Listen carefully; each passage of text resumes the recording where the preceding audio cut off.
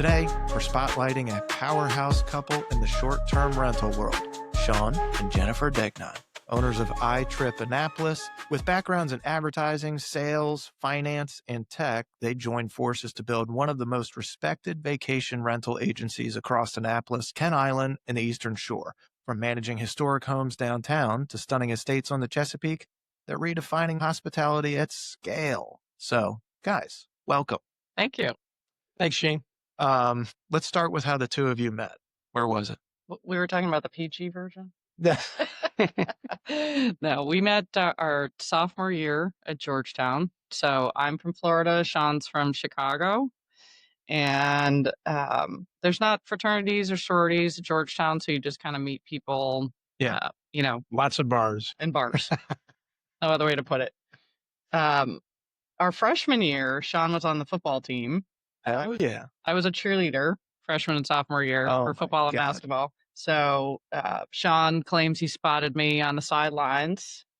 I was not in the game that much, so I had a lot of time to turn around and look at the cheerleaders. Perfect. Yeah, I know that feeling. Yep.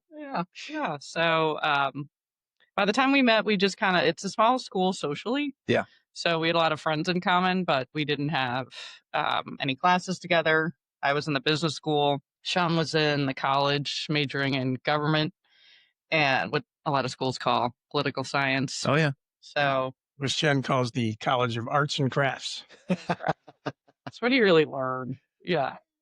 It's up for today. Yeah. Business, you know what finance means. You know what accounting means. So the first night we met, we both figured out that we're adopted. No kidding. Yeah. So that was pretty quick. Wow, that's cool. Sophomores in college, there's not really a lot of depth to those conversations. So No, that one definitely stood out. Hey, babe. Yeah. There were a lot of jokes from our friends, though, like, you guys could be related. Oh, yeah. Yeah. Oh. Right. We are not of relation, sir. Well, What's that movie? We are not of relation, sir. Are you two twins? oh, my God. Is it twins? Forrest Gump. No way. Yeah. Really? Yeah. Oh, my God. Yeah. He says that to Bubba. Bubba The and Forrest, Bubba. they look at each other. Are you guys twins? They look at each other and go, no. And that is something we connected on right away as movies. So our first night back at our apartment, we had back in the day of VHS. Uh-huh. I remember them. And I had some options, one of which was 101 Dalmatians. And he picked that. And I was like, come on. But we both love dogs. Yep. So we figured that out right away. We were talking about this with Shane before you came in, that we relate to movies Yes. and quote them constantly. Constantly. I was saying the two movies. What do you think the two movies are that are most quoted In our house? My cousin Vinny. Uh-huh. Other one, maybe Forrest Gump. Possibly. There's one other one I'm thinking of. Give me a hint. Who's going to do it? You, Lieutenant Weinberg? That's Good man. Yeah. That's the same thing in our house. We basically talk in movie quotes Oh, that's awesome. throughout the day. Yeah. And your kids, when they grow up and they see those movies, they'll all of a sudden look at you and be like, is that where that came from? That's where that came from. That's it. Yes. Yeah. Yes. And then your kids start to say those things. It's hilarious. It's a great thing. I hope to pass it down. Yeah. We'll see how interested they are in Oh, our movie they will taste. be. They Our they'll have no our choice. son uses the quote, "Do you have any more questions for me, counselor?" So how old are your kids? So we have a almost 20-year-old who's a sophomore at Tennessee. Okay. We just went out and saw her this past weekend for Parents Weekend. Yeah. So that was great. We have a 17-year-old who's a junior in high school at Spalding. And then we've got a 14-year-old who's a freshman. Holy hand. A girl, boy, girl. Girl, boy, girl. Okay. Is the boy looking at colleges? Sort of. Sort of. He just knows he wants to go somewhere warmer. Yeah. Yeah. Especially on days like today. It's like Yeah. 30 degrees outside today. And it's Dear spring. God. Spring in Maryland. Well, spring in Maryland means 80 on Monday and 30 on Wednesday and rainy on Tuesday. Right. That's just what it is. It's so true. What did you guys do before you got into real estate? What'd you do after school? So I was in tech for like 10 years and then I switched to finance. Yeah. For 15 years, kind of bounced around. Jen was in advertising and marketing in Chicago at one of the big agencies that does the McDonald's and Budweiser commercials. Yeah. And so we did that we lived in Chicago from 95 to Yeah, we moved, right, end of 2006. Moved to Rochester, New York, which The is Florida girl was not like, where? not a great place for a Florida girl. No. Chicago was cold too, but at least there's a lot to do. Yeah, there's a lot to do. And Rochester is like you're on the run from something. Yes. We met a lot of great people up there, Yes. but there's not a lot going on. Yeah, there was snow on the ground for 6 months of the year. Oh yeah. Oh, yeah. We wouldn't see our neighbors for a long time. Like, So at least here in the spring, it's sunny when it's not raining. Yeah. There, it's like you don't know where the sky ends and earth ends. it would snow in May sometimes. Yeah. Like, It was kidding brutal. me? It was brutal. So we moved down here in 2011. Okay. And that was welcome. Yes. So that was basically a deal that I shouldn't even say we made. I sort of insisted. So Sean worked for this great company, First Trust, based out of Chicago. And when we lived in Chicago, just to back up a little, when we were I was in advertising, and then I went into sales for Nickelodeon. Okay. Which I think we discussed. Or I think we talked about it at one point. yeah, that's cool. it also gives me a little cred in the family That is cool. that I. Yeah. Did you know SpongeBob is what they used to ask? Well, yeah, of course I did. So Sean was traveling on the road when we were in Chicago to his territory 5 days a week, which was brutal. And we had Elizabeth, our oldest, in Chicago, and I had all these great friends in advertising who started having kids. So we would get together all the time, and socially it was fine for me. It was a bummer for him, Right. and I missed him on weekdays. But eventually one day he came home and said, if you love me, you'll move to Rochester, New York. And I was like, can you show me that on a map? It was 10 minutes from Canada. And there's Canada. Yeah. Oh, that's damn Lake close. that's always frozen. And there's Rochester. So New Year's Day, 2007, Yeah. 2007, we moved from Chicago to Rochester. So had 2 more kids, because what else do you do in Rochester? Well, Right. not a whole lot else to do. Let's procreate. Yes. And then his company had an opening in this area Okay. after 4.5 years. And he said, there's an opening, but I don't know. And I said, Yeah. I know. I do. I know. Pack your bags. Let's go. Oh my God. Okay. So that was 2011. How long were you in that job for? I was with that company for 10 years and then stayed in that industry for another 5. And we just decided, I'm kind of tired of the rat race. Wouldn't it be great if we owned our own thing? Yeah. But we didn't want to reinvent the wheel. So the franchising model made a lot of sense to us. A proven system. There's other entrepreneurs out there running their own show, but we don't have to start from scratch. Yeah. And so we started working with a franchise coach, and he was great because what they do is they give you these these personality tests and questionnaires, and they figure out what do you want to do? What are you good at? What's your experience? What don't you want to do? First thing we told them is we don't want to run a food business, like own a bunch of Subways or something. Yeah. Not for us, or restaurants, because the hours are terrible. It doesn't work with our family. We don't want a storefront of any kind. So they run you through all these tests, and then he comes back with like 3 ideas. And this is late fall, early winter, 2019, 2020. So something's on the verge of changing. We didn't know it yet. The first idea he came to us with was like industrial building, office building cleaning. We're like, little did we know that would completely dry up. It would have been a terrible move. Yeah. But it also sounded boring to us. So we're like, that's out. And so we looked at these 2 other ideas. One was like, what was it? It was like Shelf Genie. Shelf Genie is kind of like California Closets, but for like your kitchen and garage, helps you organize your cabinets and stuff, which It's interesting. Cool. Yeah. looked at it. I liked it. I liked that a lot. But this one spoke to us. We had experience running an Airbnb at one of our family homes in Wisconsin that we've had in our family forever. Yeah. And the idea that we could work from home, run our own show. We had a little experience managing a property. That one just spoke to us. And the more we talk to the other franchisees, they have you call other people who've been doing it for a while. It just sounded perfect for us. It's chaotic and stressful. Yeah. But I feel I feel like we are okay with that. We're fine in that environment.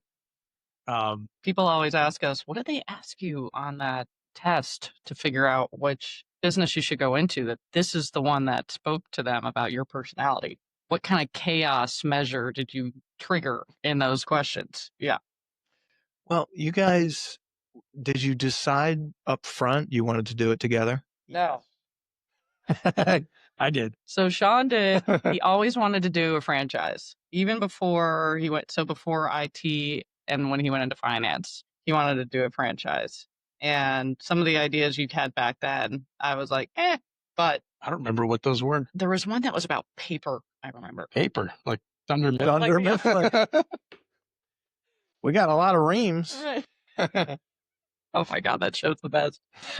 And I was at the time working for a startup for the Severna Park Voice that was sort of dying down. Yep. And so at first, if you recall, you just met with Mark. And then as you started to talk to him, then you approached me and I said, okay, this is dying down. So, okay. I can't even imagine. So I had an even crazier idea, which was these 2 franchises we were looking at. We'll do them both. Yeah, we did. Like, you be the lead on one, I'll be the lead on the other. We'll help each other on the other. Yeah. Can't even imagine. That's insane. Yeah. Because we've been doing this for 5 years now, full time, both of us. Yeah. And the idea of doubling that workload, it's like, that would have been stupid. I think they both would have failed. Yeah. Yeah. Yeah. It's too much. Would have been a lot of damn work. Yes. You did not want. No. What was that first days of once you decided you're doing the iTrip? Tell me about those first days and that first deal that you had. Well, so originally the normal process is these trainers come out from corporate. Wait, and tell them first the funny story about when you look at the stock market. That's a good story. Oh gosh. Yeah. So we had to like liquidate some retirement accounts or whatever to finance the franchise fee. Right.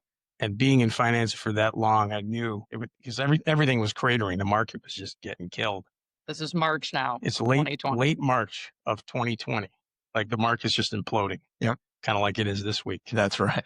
And I knew with every fiber of my being that we're going to sell on the absolute lowest point. Sure enough, we did.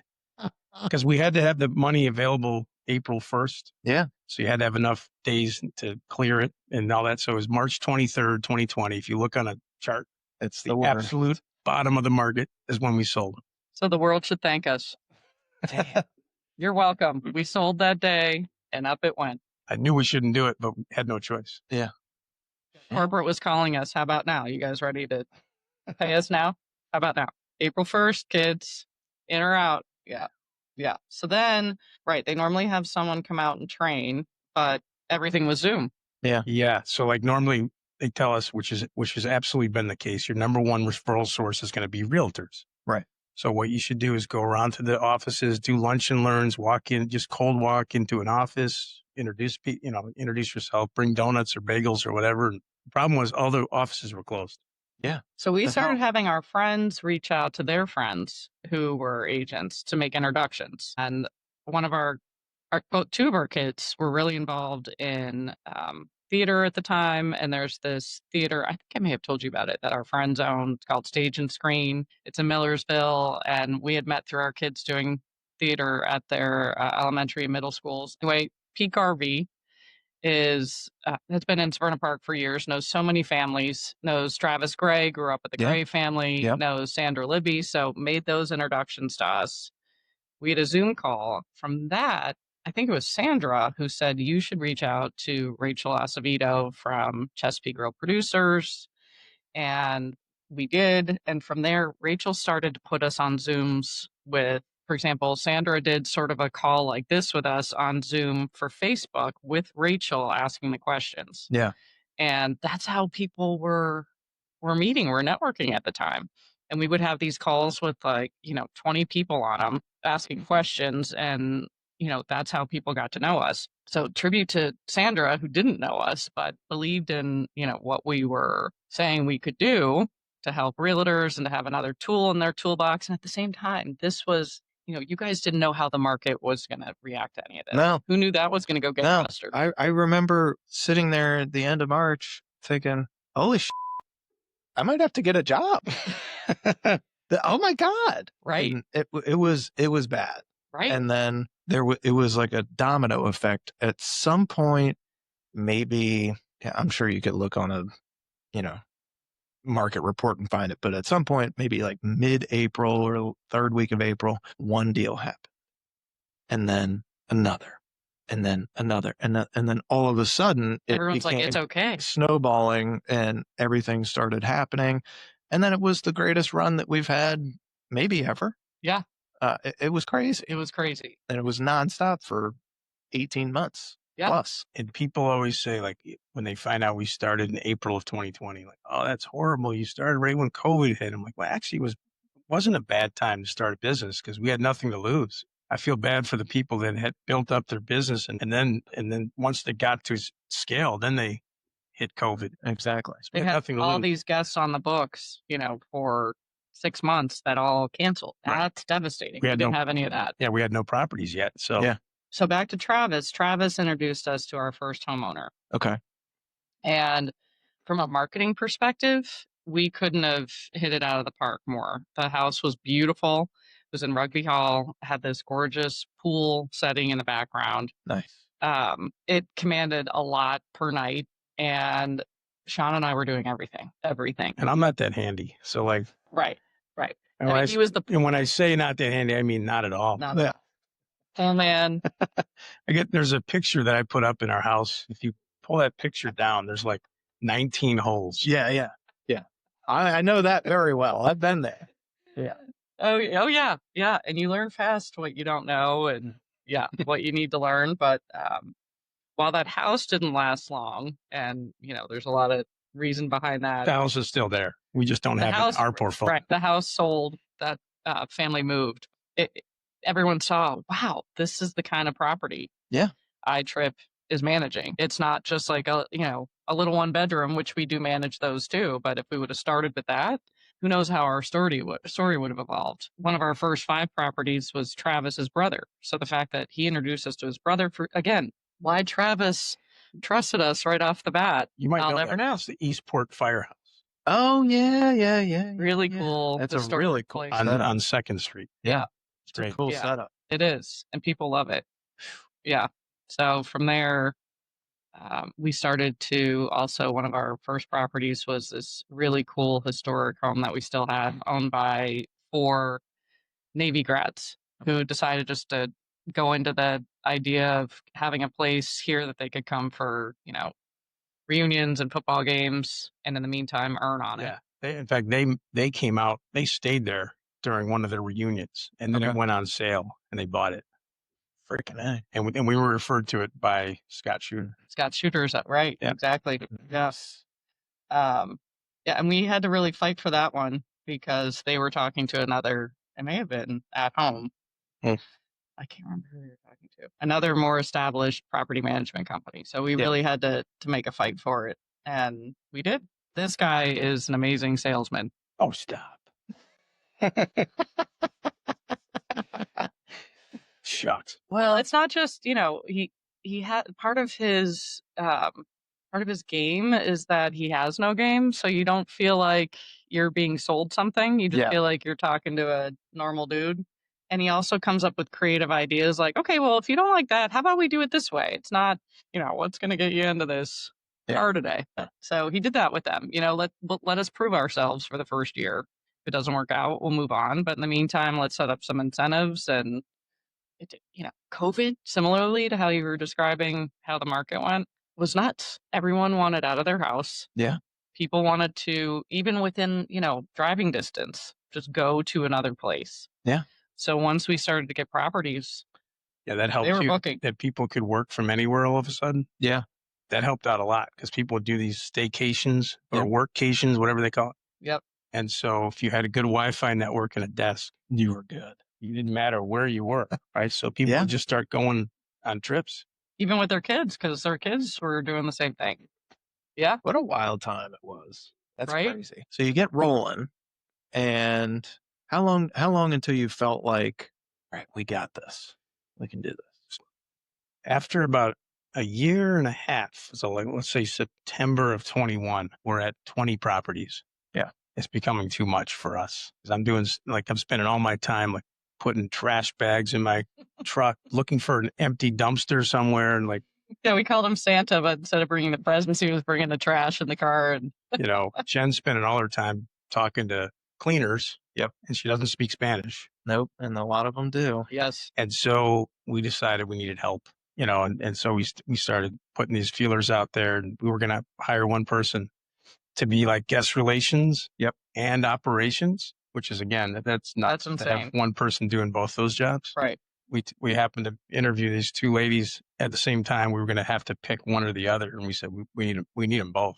We probably can't afford to hire two right now, but in 6 months, we're going to need them both anyway. Yeah. And maybe the second one won't be there anymore. Yeah. So we decided to so as you stretch said, a little, and we can't afford not to hire them both. we have to hire them both. Yeah. So we hired Kathy to run guest relations and Danielle to run operations, which included the cleaners. Yeah. And that freed up all our time. All the stuff, all the back and forth with guests that I was doing, which didn't serve our business that well, because sometimes I can be very blunt, and a little harsh. And he doesn't have a hospitality background, so to speak. Yeah. And then Danielle had a background in property management, so she knew things that I didn't even know, having been doing this for a year and a half. You never know what you don't know. Right. And Kathy came from working the front desk of hotels and planning weddings, wedding event planner, like at the dealing hotels, with the bridezillas. catering, and oh yeah. So she's used to getting yelled at. These are the ideal candidates. Yeah, Totally. she's used to like having to diffuse tense situations and dealing with irate guests and stuff like that. So it was great because I got all my time back. My best use of time is selling and trying to add properties, not loading trash in my truck, and not talking to guests, which she has forbidden me to do now. Don't ever talk to guests. I'm not allowed to. Our whole team has. Yes. Okay. Yeah. And Jen didn't have to deal with the cleaners anymore, which was a massive, time suck. So we got our time back, and that helped out a lot. We went from 20 to 40 properties in like 6 months. Damn. So by the end of 20, and that was, so coming out of COVID is when, by the time we had, 20, 30 properties, everything was blooming. Yeah. It was like that V-shaped recovery, right? Yeah. Everything, the 21 and 22 were just great years for bookings and adding properties, and a lot of movement of people, looking for a new manager. So that was great. By the end of 22, we had 60 properties. I can look. No, so it was 55 or something. Yeah. We were adding 30 a year. Flattened out a little bit. So now we think there's a sort of an oversupply problem. Sure. Everybody and their brother started thinking, oh, this is easy. We'll just buy a property and rent it out on Airbnb, and this will be great. Some people the owners weren't emotionally strong enough to handle strangers in their house, dinging their walls with their suitcases and breaking a wine glass. And some people weren't cut out for it. Yeah. And they didn't know it till they got into it. Yeah. Other people saw the real estate market going crazy, and they said, we're cashing out. Yeah. They had the property for 2 years, made like $200,000 on the home. It did nothing to it, but now that's like, all right. Well, Yeah. So some of the oversupply problem kind of self-corrected. Yeah. But there's still way too many homes doing this. Yeah, there's too many doing it. And I think what's the rule? Is it you can have you can rent your house out in the short term for up to 14 days without license. a license and having it tax-free? And that's actually a national rule. That's not just Annapolis. Right. So anyone in the whole country can do that, regardless of what your local restrictions are. People thought that was an Annapolis carve-out for Navy's graduation commissioning week. Yeah. But it's a national thing. Yeah. Anyone can rent their home for 14 days. Damn. Okay. But as we've talked, the guest has become much pickier. Oh, yeah. Especially during that COVID time. So for a lot of reasons, coming out of COVID, they were at their house a lot. They were used to the way things were in their home. So when they went somewhere else, they were pickier than ever before. And to Sean's point, everyone thought if they just had a front door and a, refrigerator, they could rent their house. And for a while, that worked. Yeah. But then these guests started getting pickier, and they expected what they used to get in hotels or what they can get at home. So everyone had to up their game, which also weeded people out. Yeah. Because when they didn't get what they wanted, they weren't nice about it. No. So how much do you want to deal with that when you've sold your house for the week of whatever, and you're on a beach trying to enjoy that money you just made, and you're getting calls constantly? So that's when we also started getting businesses like, or properties. Yeah, people don't want. I'm out. I don't want to deal with these people anymore. Yeah. I don't want to deal with the guest. I'll take the hit from whatever. I just don't want to deal with it. Yeah, Exactly. like stupid stuff. We had a guest once who couldn't get into the door. They said the door code didn't work. Like, I'm looking at the log and they're putting it in correctly. Yeah.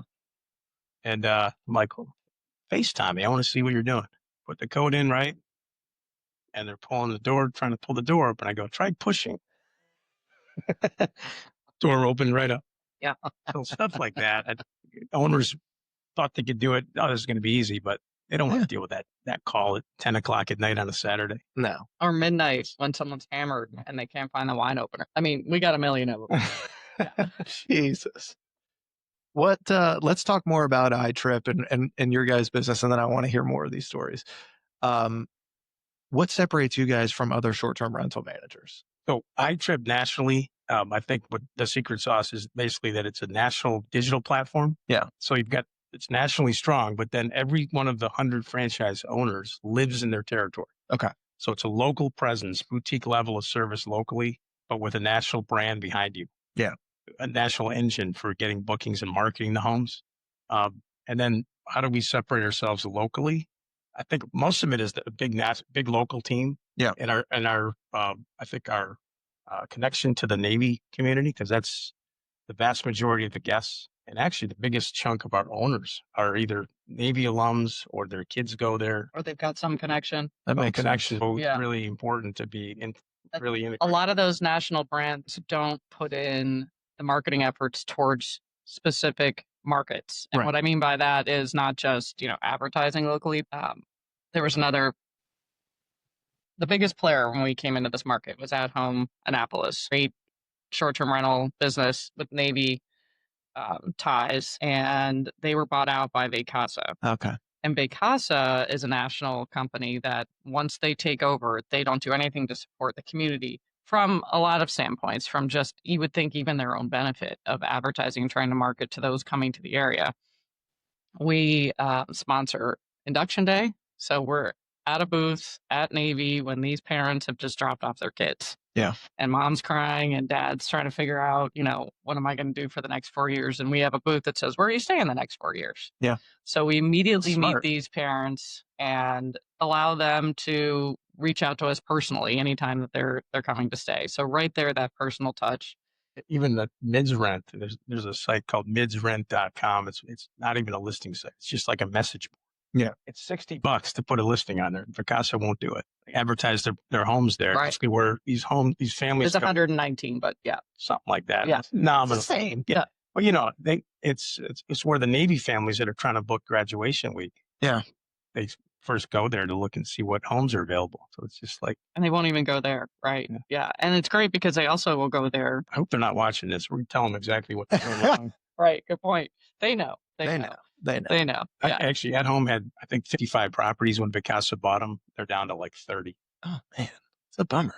Well, I feel like this is a business where you have to be localized, so you make sure that the experience is catered to the because it's a tourist type town, and people are coming for the full experience, seeing Annapolis, seeing all the sites and whatever else. But if you're not local, I don't understand how you could manage a rental portfolio. I just don't. I think it's impossible. I agree. Yeah, and that is something I think Vacasa has seen and suffered from. Is calling, if you've got an issue with your toilet, you're calling someone in, I always say Arizona, I don't know, and then they're going to give you a phone number to call back. So you have to. It's just, or the owners have to deal with it, and that's one of the big things that we allow the owners is not to have to deal with the hassle. Yeah. We take care of it. If the toilet does break, we've got someone to send over. We've got plumbers to call, all that fancy stuff. There's another local competitor. I won't even mention their name, but I barely consider them a competitor because they don't even work on weekends. I'm like, hang on. 90% of the bookings are on weekends. So if a guest has a problem with a toilet or something, AC's out, the message says like, call us on Monday.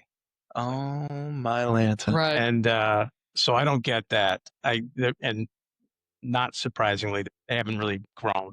Well, you're not going to grow in a service business when you're not working 2 days of the week. You're not Chick-fil-A. Right. Oh my goodness. Right. Well, break down your property onboarding and pricing strategy? This is probably your wheelhouse. A little bit, yeah. So once Sean makes the introduction, we take the home on. Once it's ready, we shoot the photography, and then I write the listing. And one thing I've learned is how much I love Put that anywhere. AI. Yeah. Oh Writing my these God, listings, yeah. right? Yeah. Oh, I never thought to say it like that. Because after, writing 100 of these, some of the stuff I say starts to sound the Sounds same. And Yes. So I'll put things in sometimes from the listing of selling the home and get some ideas. And then we launch the listing on multiple sites, B&B, Verbo, of course, our own site, Trip, Marriott Homes and Villas. Yep. We're starting to dabble back into booking.com here and there, but that we've had issues. is that with. difficult to deal with? Yeah. It's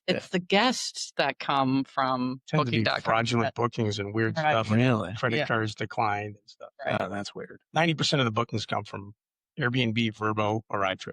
But what's great is I've got all these other properties that I can decide, oh, this one's kind of like that one. And that one performs well at these rates. Yeah. So we're going to start there. And there's all kinds of great algorithms that once a property's new, guests are seeing it. So it books off the bat. And this is sort of the thing where I think the individual managing their own home sort of gets sucked in. Like, Yeah. oh, I can do this. Yep. My house is booking like crazy at the rates that Verbo told me I should use. Yep. And so I could do this myself.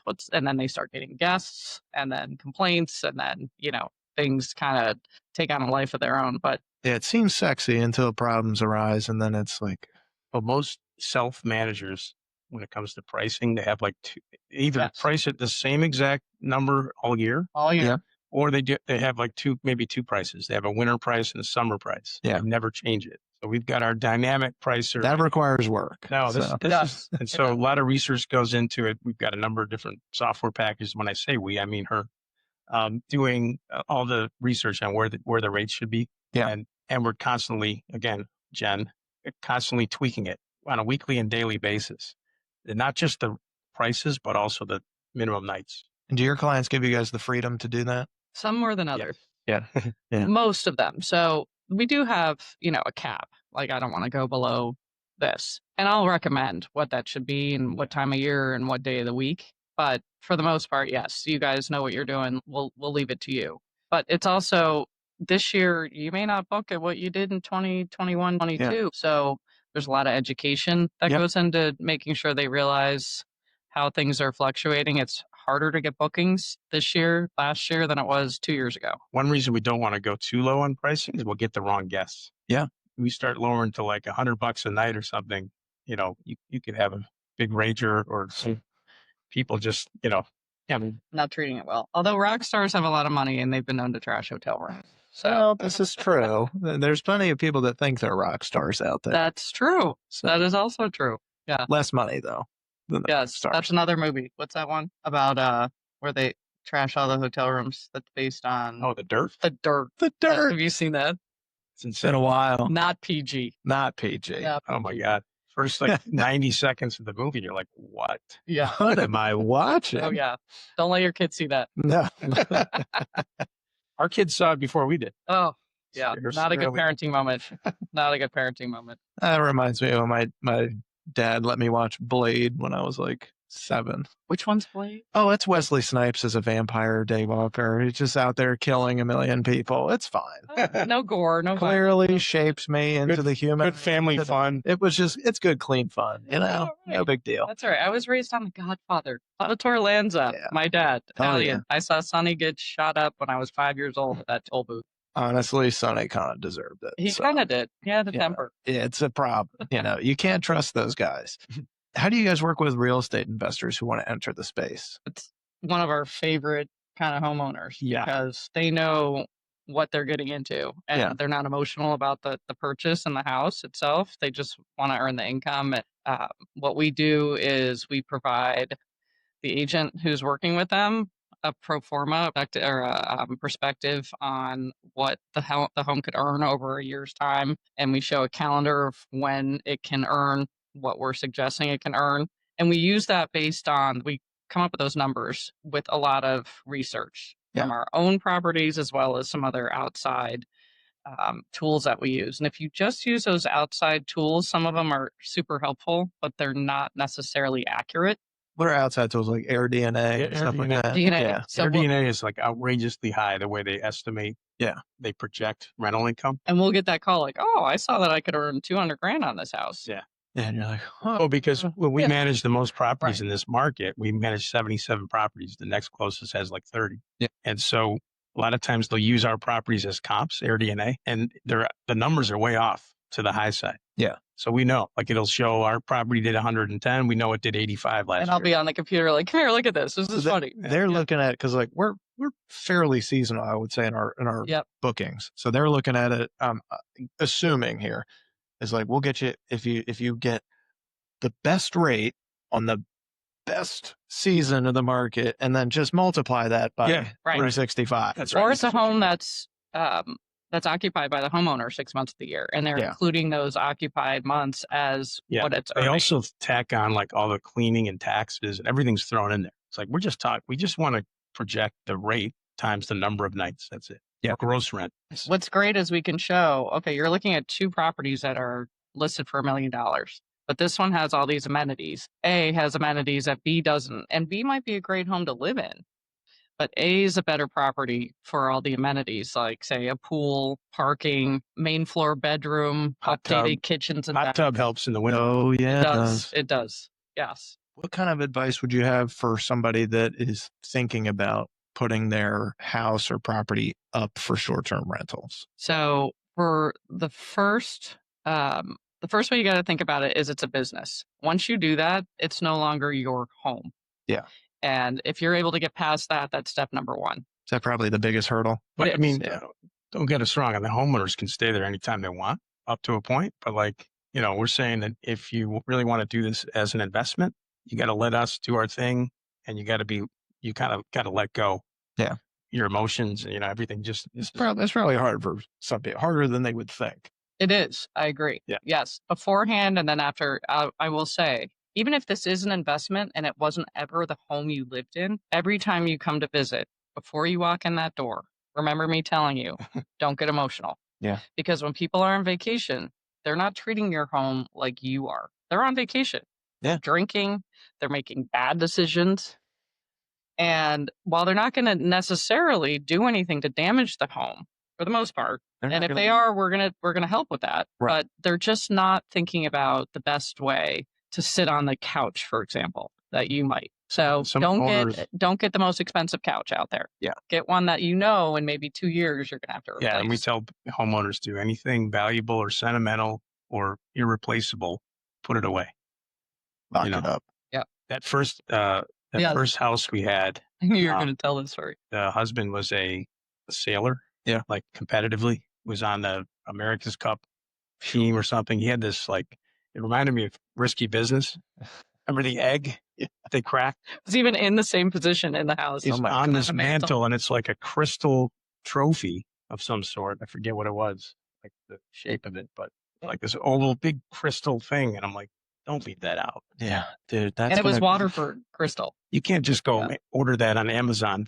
And your Louis Vuitton trunk, or actually the 3 of them you have out, also Yeah. put those away. Let's put those out. Yes, right. Yes. But Yeah. adding on to what she was saying, so sometimes the owners will show up before the cleaners do, and they'll go in and they'll be like, "Oh my God, it's a mess in here." I'm like, yeah, you're not supposed to be in here yet. Yep. Right. Let us put it back together for you. Imagine what a hotel room looks like. Yes, checks out. Yeah. Seriously. You don't Looks gross. enter it. Right. Oh, yeah. But getting back to your earlier question, this is why we love the investors that never step foot in these places ever. Yeah.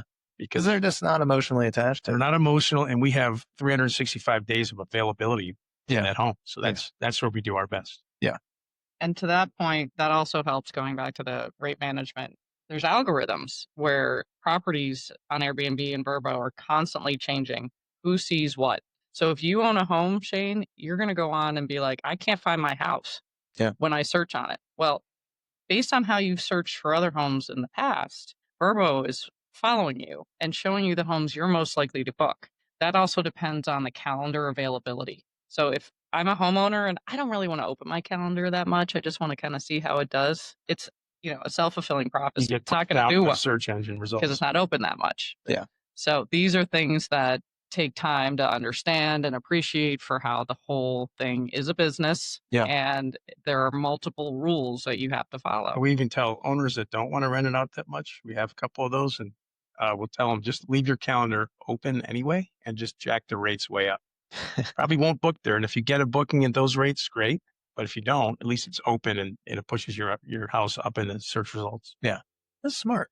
How often do you have to like educate owners? Every day. Every single day.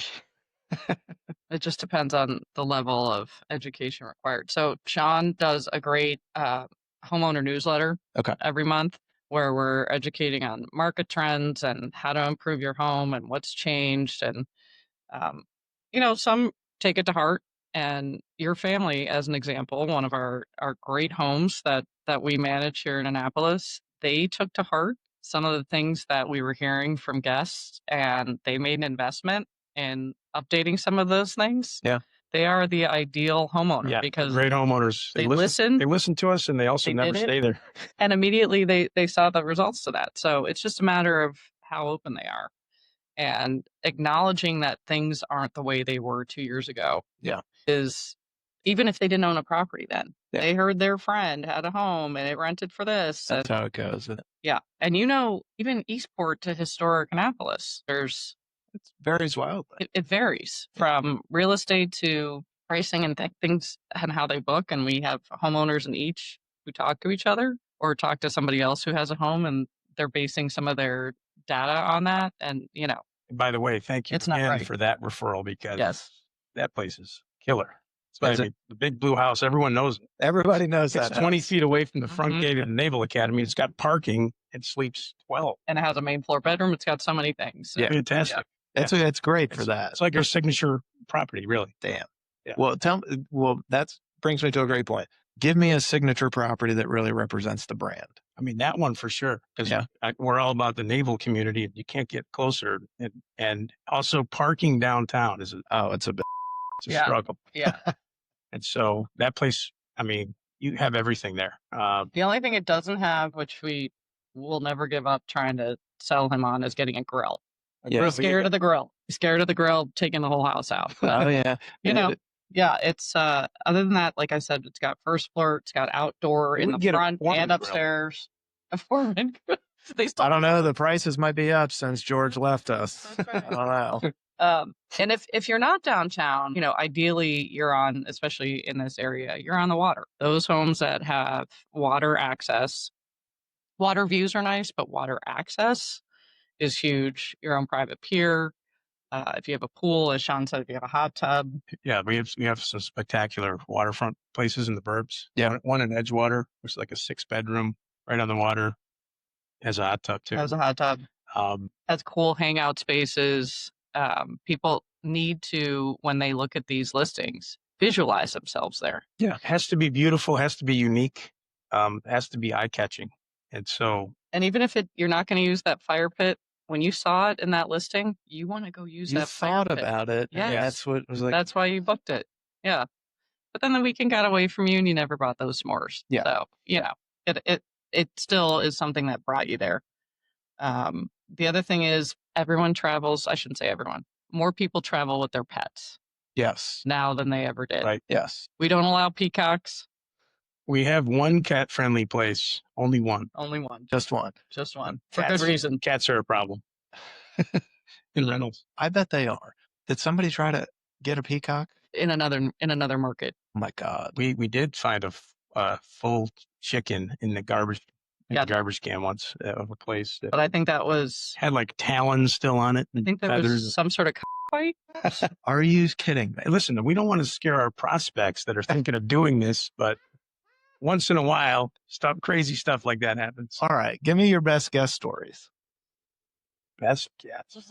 Could have been that one. So, Romanian gypsies booked with debit cards. 2 different properties, and they were like bringing everything back. And this, our director of guest relations was off that week for Christmas. She'll never be off for Christmas again. And Sean and I kept thinking, we know this doesn't feel right, but we can't figure out what could go wrong.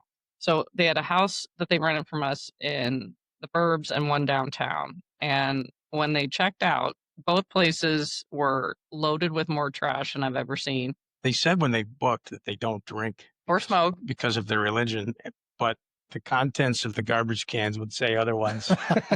Well put.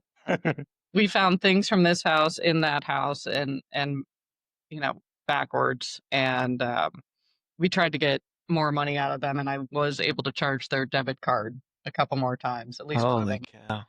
cow. But they did, I will say I expected when I got there the worst. I Yeah. expected all the appliances and TVs gone. So everything that happened was able to get put back together. By the way, we have noise monitoring technology in every home, so we can tell how many Wi-Fi devices are in range of this box. So we can see if a place sleeps, let's say 10, and all of a sudden that number spikes to 50 or 60.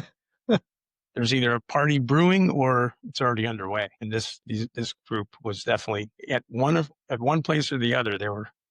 We could see, Man. and also one of the homes had a Nest camera, so we could see like 10 cars out there and 15 cars, whatever. I swear people don't think about any of this. Like, right. You would think this day and age people would be on the lookout for cameras, and it's just no. They're not. They don't care. They just don't care. They don't care. And then you catch them, and they're like, "It was not me. I don't know what you're talking about." Right. That doesn't sound like us at all. Really, isn't this picture of you? We've been telling our owners for a while to get Nest. You can't have cameras inside, of course, for obvious reasons, but facing the parking lot or the driveway, you can do that, and you can face it out towards the back. Yeah. You want to be cognizant, like obviously if you have a hot tub, you don't want, it's kind of creepy to have a camera. Yeah, exactly. But like facing the driveway, that saved us a few times where the owner had footage of someone backing into their retaining wall, like chipping it all up. And of course they did, when you asked the guests, they didn't do it. No. We got the footage. Like, is that your car? Is that your license plate?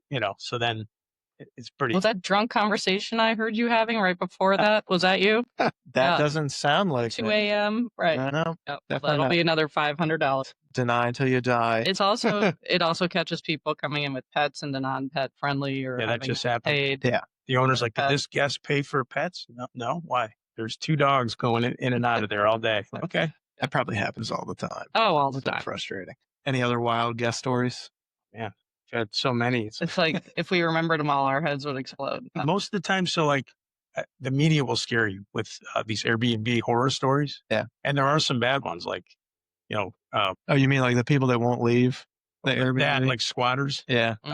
We had that this weekend with a Maryland state senator still in the home couldn't get a hold of her, called her like 15 times. She's not answering her. All her stuff's in there. Cleaners are at the door. Like, well, what should we do? The owners want to take possession. They want to go in there and stay, like, well, we can't get a hold of this lady. We don't know. I think she's out today. Not sure. We'll find out. She must have And she called our director of guest relations hammered last night. She must have screaming been her head tired from raising all our taxes through the. Yes. Well, that's a tough job. Someone's, They were burning the midnight oil. Right. Raising our taxes. Burning something. Let's see. What else do we got? Ooh. Do you have any, do you have anything that's been like uber challenging to rent out? Like a home that's hard to rent? Yeah. Yes.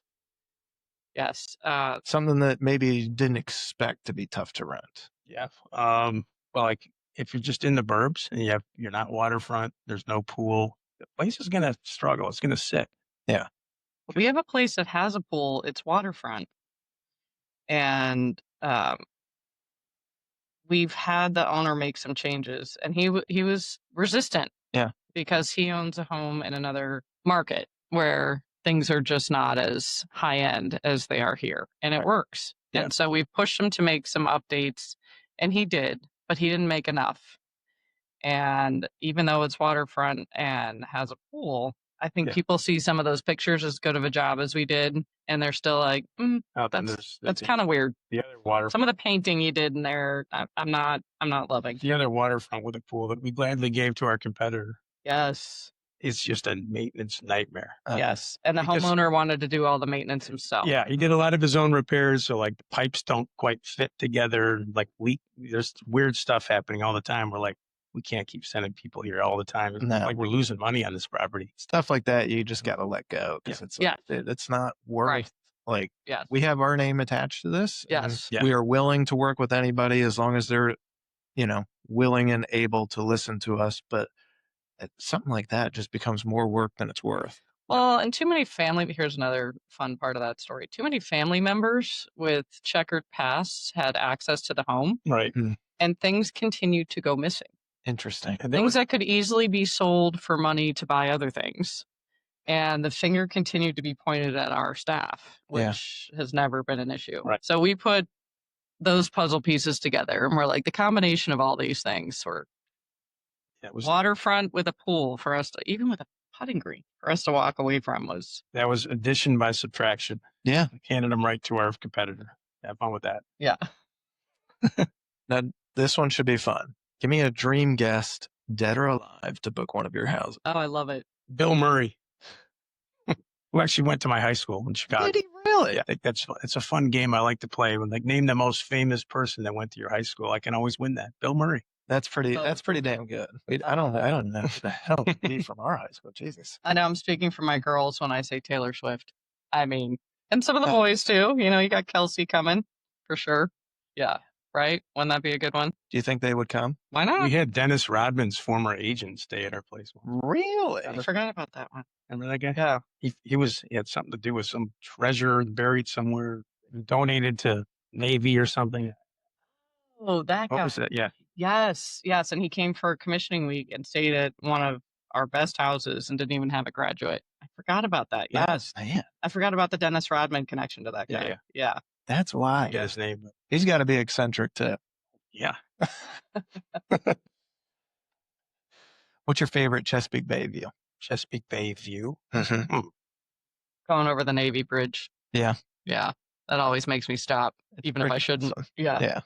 While driving. We go out on the boats for what do you call it? Blue Angels. Blue Angel. Yeah. And all the views are great. Yeah. It's Go out pretty there, damn tie up with some boats, and it's awesome. Yeah, you really have to enjoy this town from the water, right? It's the sailing capital of the world. You gotta. For good reason. Yeah. Yeah. When we were going to move down here, we looked at a bunch of areas in Maryland, and one of them was like north of Baltimore, like Towson. Yeah. One was Columbia. Yep. We're going around. We're like, what is the point of living in Maryland if you're not near the water? Yeah. That's how we ended up down here. Like, we just figured out like that's stupid to be landlocked in Maryland with all this water around us. Yeah. And a lot of people are realizing that. We've got almost 7 million visitors to Annapolis every year. Unique visitors, up from 4 million just a couple of years ago. So even though, travel's changed with COVID, there's still a lot of people coming here. That's crazy. Yeah. Man, what's probably the most underrated part of the short-term rental game? Underrated.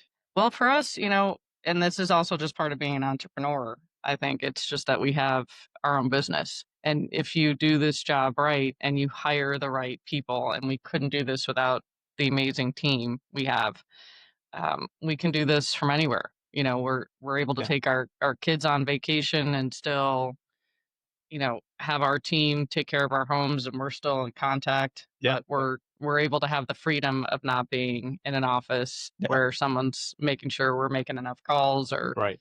being there from 8:30 to 5:30, or whatever we've done in our past. Yeah. So we were just in Knoxville this past weekend visiting our daughter, and there's craziness happening all over. HVAC's going out and all this stuff. We got a great head of maintenance, Greg, who's like, I call him our MVP. He'll go over and check a place if someone has a problem, but then preventatively he's going around in between bookings to make sure everything's in tip top shape. And then we've got Jason, who heads up all the inspectors. So we've got a group of inspectors that goes in right after the checkout, see what's damaged, missing, furniture moved, anything. And then they set up for the next guest. So between those two guys and the inspectors and cleaners and Danielle and Kathy and Melissa taking care of the guests, like, we can go somewhere. We're still looking at our phone constantly and kind of monitoring, but we don't have to be that involved because we have complete faith in them to take care of everything. That's cool. So, And we have met some amazing people. Some of our, most of our homeowners, I would say, are just really nice, interesting. It's just like anything. It's like the 95% rule. Yeah. You're always going to have that small percentage that, gives you a hard time, from the homeowners to the guests. But for the most part, they're really nice, appreciative of what we do, and all have their own interesting stories to tell. That's cool. Yeah. What's one app or tech tool that you can't live without? Don't tell me phone, don't tell me computer. One app or tech tool that you can't live without. What do you need for your business? We have something called Avashadow. Yeah. Okay. Which is, I don't think just unique to our industry, but it's a really cool tool that taps into our software, iTrip software, where we can communicate with all the guests coming in before they arrive multiple times with texts Okay. that have links. And Sean and I can see what Kathy and Melissa, our guest relations team, is saying to them and what they're saying back, Oh, that's cool. all on one app. Yeah, Damn. we get automated text to send them like the door code, Yeah. electronic guest guidebook, all that sort of A stuff. reminder to do their review after. Yes. And so if an owner says, were there any issues at the home last weekend? I can go into that Industry. and see if there's any communication. Yep. Or just, nope, everything was great. That's awesome. Yeah. What's the biggest lesson you learned since starting it? Since starting iTrip? Don't work with assholes. Life is too short. Yes. Yeah. In the beginning, we would take on everything. Yeah. Because we needed properties. Right. Now we're in a position where it's got to make sense for our business and us personally and for the owner. Sometimes we have to tell the owners, like, this isn't going to do great. Or the realtors. Sometimes we'll get realtors calling us, hey, can you do a pro forma on this property? And we have to say, like, that's not a great one. Yeah. Or we wouldn't take it. Yeah. And so it's getting, I think we're in a good spot because we can be choosier now. Yeah. And we know what's going to work and what's not. And we realized that this one particular homeowner, we realized, wow, we made it through that. We did not take that homeowner. They weren't assholes necessarily, but they just wanted too much that we couldn't promise. And we knew if we took them, they would become assholes when we couldn't do what they really wanted. Right. It's the sort of babysitting. And when we didn't take that, we were like, it's enough freedom. We had felt. enough experience so we could sort of see the future. Like, how is it going to be working with them? Not great. Not great. I don't want to. I can already see myself being up late at night on the phone with them. Let's not do this. And it's a doing the math. long-term relationship. It's not 6 weeks or 6 months to help find someone, buy a house, and then you're done. We're doing the math on this. We're like, for 10 grand or 15, 20 grand or whatever that we might make off of them in a year. Is it going to be worth it?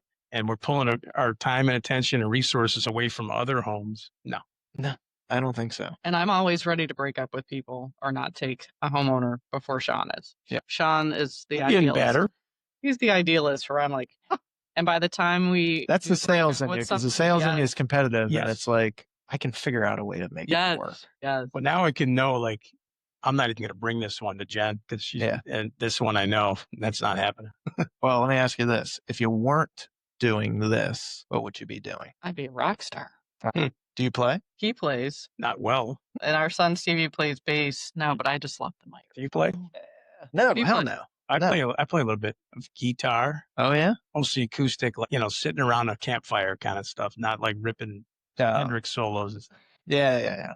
I got you. My son plays bass. I'm teaching him how to play acoustic. He's lefty, so I had to find a lefty guitar for him. But it's easy to teach him because it's like a mirror. Yeah. Right when I'm sitting across from him. That's not bad. Yeah. And, And they don't even argue that much when they're Stevie's a 6'4" version of Sean. So he's raising himself. Do you have one of those? You raising anyone that's yourself? Yeah, my 2-year-old is me, just a miniature version, and it's a problem. Also, my 7-year-old daughter is incredibly frustrating. I love her to death, but it's me, just She's the oldest. in a girl body. Yeah. that's what Jen always says to me. You're raising yourself. This is karma. Yeah, that's what it is. Your dad is laughing his ass right now. It's a problem. It requires a lot of patience. That I don't really have, Yeah. which, Also, I have a this guy. very short fuse. And I tell you what, these kids really take me down to the nub. Mm-hmm. And Oh, yeah. You're not alone. no, No, That's why God invented alcohol. Well, it is. It is why. It is why. There's outlets for that. Any other thoughts you guys want to share before we wrap? Nothing I can think of. No, No, great you guys- questions though. You guys Thank- were awesome, man. This Enjoyed is it. great.